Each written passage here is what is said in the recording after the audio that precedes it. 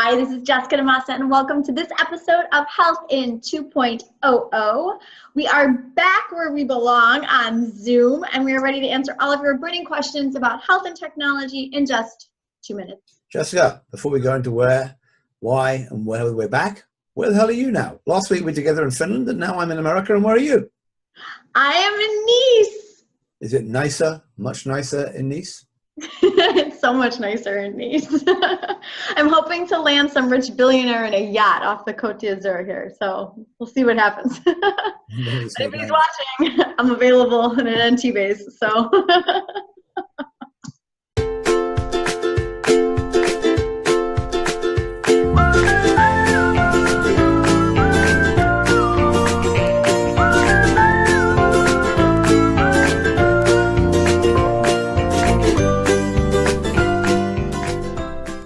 All right, do you have your timer ready? Because we are going to spend 2 minutes asking about more important things than where the millionaires are. Ready? Yes. Ready. Oh. All right, here we go. So you mentioned Finland, and we were just there at the Upgraded Life Festival. Big takeaways from that conference for you? Big takeaways, there's a lot of activity in Finland, but there's still not too much money. They're still struggling. A lot of small companies struggling to figure out how to get out of Finland. And out of Scandinavia, although many of them have started building some general tools, which is pretty interesting. Especially I found 2 or 3 companies in the communications tool, which kind of all the things you need to overlay on top of an EMR. I saw several of those. They're in Finland, heading to Germany and Holland and possibly the UK.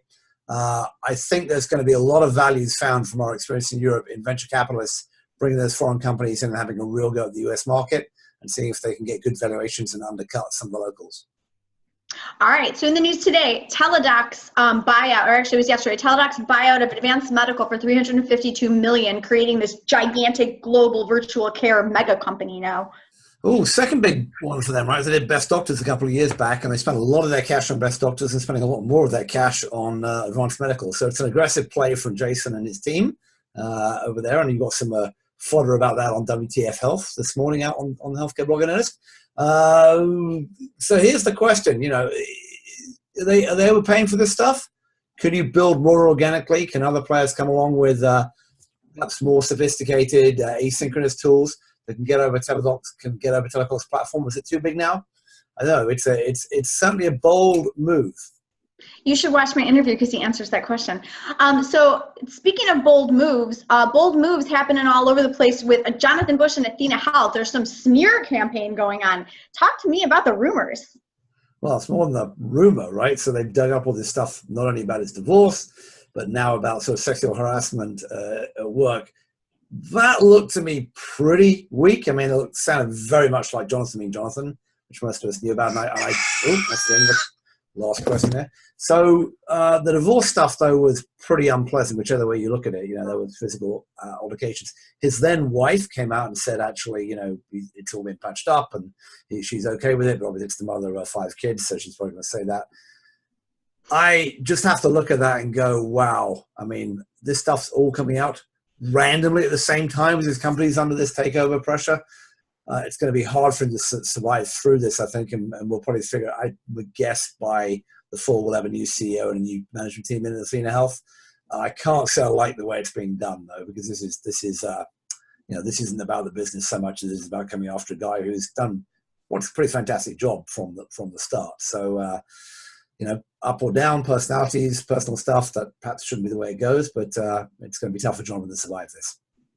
I know, and it's such a shame. He's such a great guy. I was even sad to see the cloud party, the Athenahealth cloud party, go from him. It was like the end of an era. I kept saying he was like Gatsby, and he had been shot. It was terrible.